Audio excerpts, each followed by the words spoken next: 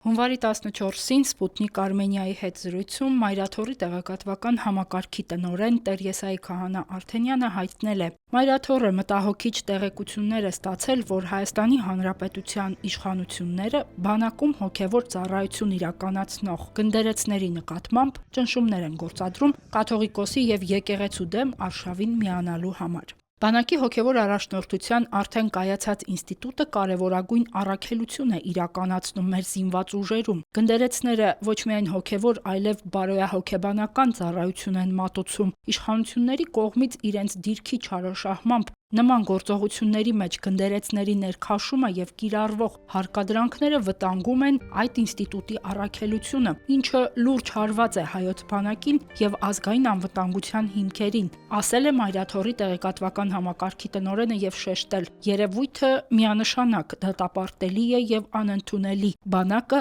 պետք է զերծ մնա նման բռնաճնշումներից։ Լրատվամիջոցներում տարածվող լուրերի համաձայն որոշ բարձրաստիճան զինվորականներ չարաշահելով պաշտոնական լիազորությունները ճնշում են գործադրում գնդերեցների վրա, փորձում ներքաշել Հայաստանի Հանրապետության վարչապետի նախաձեռնած հակաեկեղեցական արշավի մեջ։ Պաշտպանության նախարարության մամուլի խոսնակն անդրադարձել է լրատվամիջոցներից միայն մեկի անդրադարձին, չի համապատասխանում իրականությանը գրությամբ։ Հերմինե Հակոբյան, Եկեղեցական կյանք։